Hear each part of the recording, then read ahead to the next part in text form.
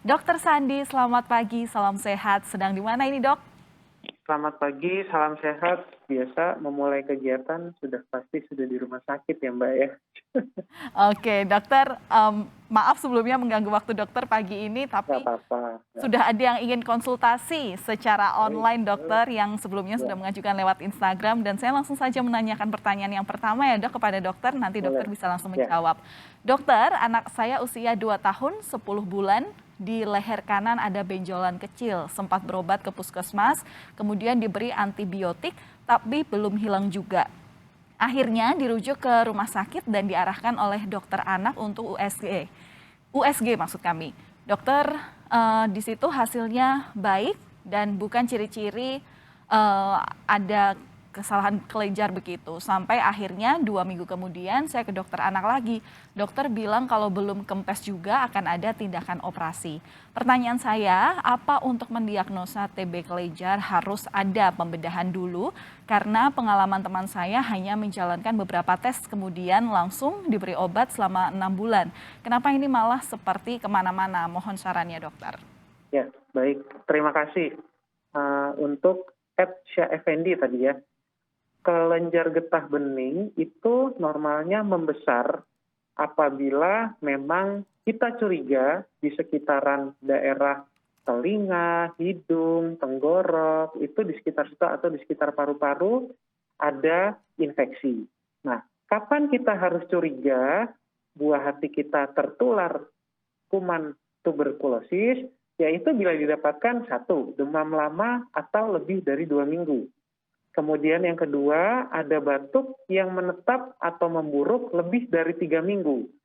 Nafsu makannya buruk, berat badannya turun, kemudian anak tampak lesu, tampak lemah, dan teraba benjolan di leher. Ini menjadi salah satu tanda ya, tapi tidak sepenuhnya setiap benjolan di leher kita sebut ini TBC. Dan yang terakhir, yang paling penting adalah apakah ada kontak erat dengan penderita TB paru atau tuberkulosis paru aktif. Nah, apakah ini harus dioperasi? Tentunya seperti yang sudah disebutkan apabila sudah diobati.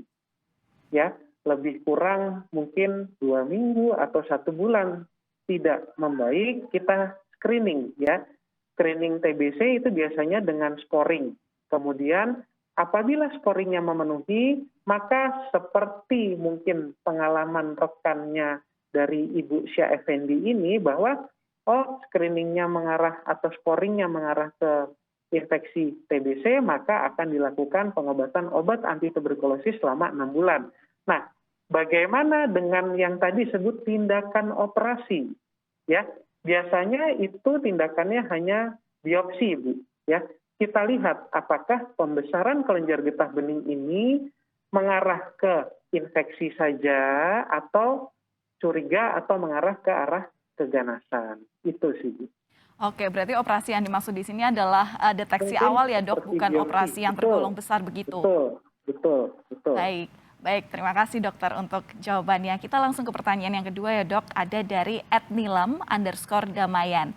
Dokter, saya laki-laki sekarang sudah 5 bulan.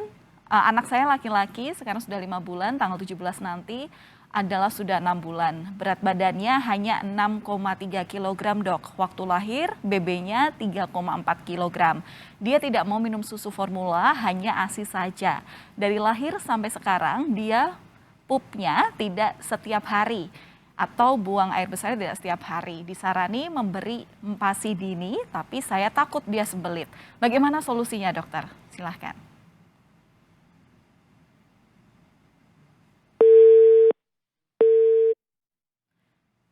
Dokter Sandi? Baik, rupanya masih ada gangguan komunikasi dari Jakarta dengan Dokter Sandi yang tadi disampaikan sempat ada di Solo, Surakarta, saudara. Tapi kita akan mengulangi pertanyaan lagi dari @nilam_damayan. Dokter Sandi, saya memiliki putra yang sekarang usianya sudah 5 bulan. Di tanggal 17 November nanti usianya 6 bulan. Berat badannya hanya 6,3 kg, dokter. Waktu lahir BB-nya 3,4 kg. Dia tidak mau minum susu formula dan hanya pada ASI saja. Dari lahir sampai sekarang, buang air besarnya tidak lancar, tidak setiap hari, dan disarankan hanya memberi empasi dini. Tapi saya takut dia justru malah sembelit. Bagaimana solusinya? Dokter Sandi, apakah sudah tersambung kembali? Sudah Baik, tersambung, dokter, sudah boleh langsung dijawab. Ya, terima kasih. Kalau kita sama-sama harus menilai bagaimana status gizinya, bagaimana tren pertumbuhan, tentunya saya memang membutuhkan berapa berat badan dan panjang badan anak ini setiap bulannya, supaya saya tahu apakah trennya membaik atau trennya ada penurunan atau kita sebut weight faltering. Ya. Nah, apabila memang sekarang usianya 5 bulan dan disarankan, ada saran dia diberikan MPASI dini, tentunya yang memberi saran itu apabila memang dokter spesialis anak yang sudah memeriksa, melihat, dan bisa menilai, makanya tentunya harus dengan supervisi. Ya, pemberian MPASI dini itu harus melihat satu, bagaimana kesiapan makannya, apakah sudah bisa menegakkan kepala, ya, apakah anak tersebut sudah tertarik dengan makanan, itu untuk pemberian MPASI dini. Ya, tetapi saya rasa apabila Ibu Nilam sudah berkonsultasi, kita ikuti sarannya tentunya dengan monitoring. Ya, tiap 2 minggu atau tiap 1 bulan mengikuti anjuran dokter spesialis anaknya, kontrol. Nah, berapa banyak kenaikan berat badan minimal pada anak usia 3-6 bulan, itu kurang lebih 600 gram per bulan. Coba Ibu Nilam buka buku KMS atau buku KIA-nya, kita lihat bagaimana pertambahan berat badannya. Umur 1 atau umur 0-3 itu kenaikan berat badannya kurang lebih 750-900 gram per bulan. Kemudian dilanjutkan umur 3-6 yaitu 600 gram per bulan. Kita lihat apakah trennya baik atau buruk. Ya. Nah, kemudian dalam proses pemberiannya dari makanan pendamping ASI dianjurkan mengikuti prinsip tepat waktu. Ya.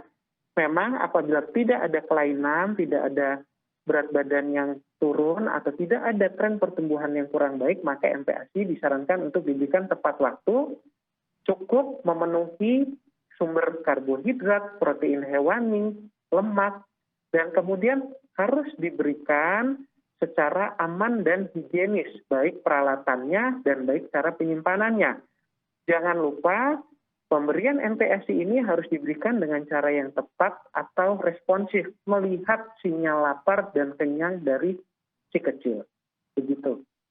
Oke, dokter, normalnya MPASI diberikan umur berapa dan seperti apa, dok? Untuk formulasi makanannya? Mungkin bisa menjadi tips-tips bagi ibu-ibu muda mungkin yang kini baru saja memiliki buah hati. Ya, baik. Untuk memulai MPASI pada umur 6 bulan, itu jumlah MPASI-nya itu sekali makan kurang lebih hanya 2-3 sendok makan dengan frekuensi 2-3 kali sehari dengan tekstur bubur kental atau sering kita sebut pure, saring nanti naik bertahap hingga bisa dilumat. Ya. Nah, peningkatan tekstur ini harus sedikit-sedikit kita tingkatkan mulai usia 6-9 bulan. Jadi, jangan nyaman hanya dengan satu tekstur saja. Dan jangan lupa variasi menu, variasi rasa. Ya, anak ini pagi, siang, malam kenalkanlah sesuatu yang surprise. Karena kita ingin memberikan MPASI yang responsif. Anak itu suka. Jangan menu yang sama dari pagi hingga malam. Contohnya, sumber karbohidrat bisa kita ganti. Tidak hanya beras. Ya, bisa diganti dengan kentang, ya, itu contohnya. Kemudian sumber lemak bisa kita ganti, ya, bisa lemak itu yang paling sering ada di rumah tangga, mungkin ada butter, ada margarin, ada mentega, kemudian ada minyak sayur, ada santan, itu boleh diberikan. Kemudian untuk sumber protein hewani ini yang paling penting juga, bahwa ikan Indonesia ini adalah negara perairan, saya rasa tidak akan kesulitan ikan, baik ikan laut maupun ikan air tawar, daging ayam, daging sapi, kemudian telur, bahkan keju. Itu tolong kita berikan secara variatif, agar anak tersebut setiap makan, wah, saya mendapatkan satu sensasi rasa yang baru. Tentunya sambil melihat bagaimana responnya anak tersebut. Baik, siap dokter. Terima kasih untuk informasinya. Dan dokter, kita harus jeda sejenak, rupanya sangat menarik jawaban-jawaban dari dokter atas pertanyaan yang sudah diajukan oleh pemirsa Kompas TV.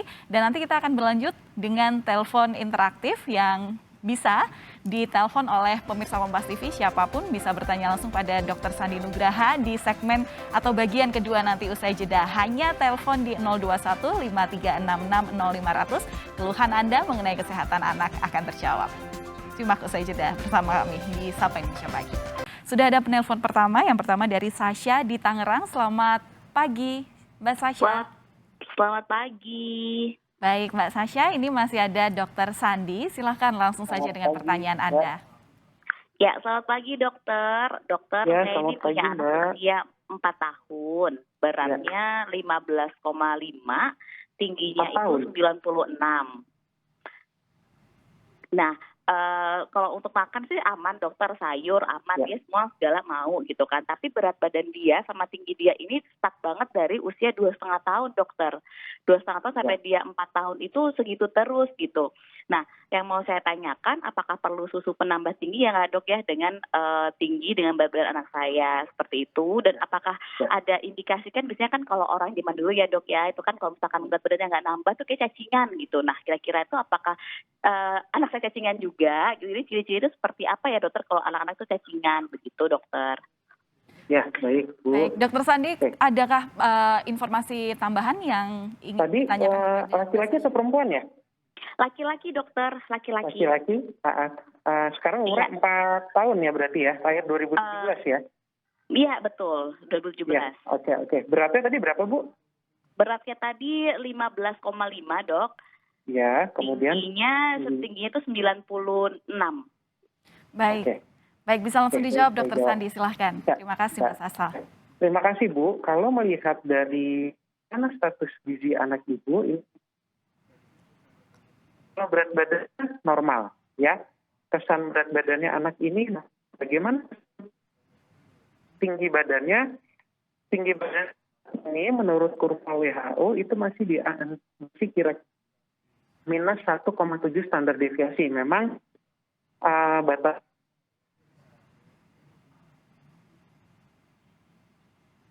kita lihat anak ini apakah pendek karena memang familial, atau kita lihat nih, maaf tadi saya mungkin lupa nanya, bagaimana tinggi badan ayah dan ibunya. Nah, di situ saya ukur dulu bagaimana tinggi potensi genetik anak ini. Apakah masih di dalam rentang tinggi potensial genetik sesuai ayah dan ibunya. Ya, itu yang harus saya tanggapi seputar tinggi badan. Nah, bagaimana dengan apakah anak saya ini kalau tinggi badannya kurang menjadi sensian? Saya rasa tinggi badan yang kurang ini apabila kita lihat tidak dijumpai gangguan tren pertumbuhan, saya rasa tidak akan sekedar gangguan mood gitu ya. Tetapi kalau kita lihat bagaimana prestasi belajarnya, kalau memang dia sudah di PAUD ya, mungkin umur 4 tahun ini sudah di PAUD. Bagaimana tumbuh dan kembangnya, bagaimana bahasanya, bagaimana tingkahnya sehari-hari. Nah, kemudian kita lihat tadi bukunya, kembali lagi ke buku KIA, bagaimana tren pertumbuhannya. Kalau memang baik-baik saja, apakah perlu susu yang bisa menambah tinggi badan seperti di iklan-iklan? Tentunya kalau ibu ada kesempatan, coba konsultasi dengan dokter spesialis anak, apakah perlu? Ya, karena memang saya tadi di waktu yang singkat ini tidak sempat menanyakan bagaimana tren pertumbuhannya. Nah, bagaimana dengan kaitannya cacingan? Cacingan salah satu contohnya adalah anak ini yang paling sering di anak-anak itu BAB atau buang air besar keluar cacing. Ya, itu yang paling sering. Yang kedua, anak ini sering mengeluh gatal di sekitar dubur atau di sekitar anus. Ya. Yang terakhir, mungkin yang paling sering juga adalah kenaikan berat badan yang tidak adekuat, karena logikanya adalah makanan itu tidak hanya dikonsumsi oleh kita, tetapi dikonsumsi juga oleh cacingnya. Nah, pemberian obat cacing sudah diprogram oleh pemerintah itu setiap bulan Februari dan Agustus. Ya, Bahkan kemarin karena saya kebetulan domisili di Surakarta, anak saya walaupun masih pembelajaran jarak jauh, pada bulan Agustus kemarin itu juga mendapatkan obat cacing. Jadi sesuai anjuran, maka bulan Agustus dan bulan Februari setiap anak itu diberikan obat cacing. Sehingga kemungkinan terburuk atau efek-efek yang tidak baik akibat kecacingan ini dapat kita cegah, karena memang kita ini tinggal di negara yang masih banyak tanahnya. Anak-anak itu secara tidak langsung kadang-kadang main ke taman, pegang sana, pegang sini, dan sering juga kontak dengan tanah-tanah yang mungkin tanah tersebut adalah menjadi media yang baik bagi cacing untuk tumbuh. Baik, terima kasih Dr. Sandi Nugraha atas jawaban yang sudah tadi ditanyakan oleh penelpon Sasa di Tangerang. Terima kasih sudah bergabung bersama kami di Sapa Indonesia pagi kali ini. Semoga lain kesempatan kita bisa bertemu lagi ya dokter. Salam sehat selalu untuk dokter dan juga keluarga. Sekali lagi, terima kasih.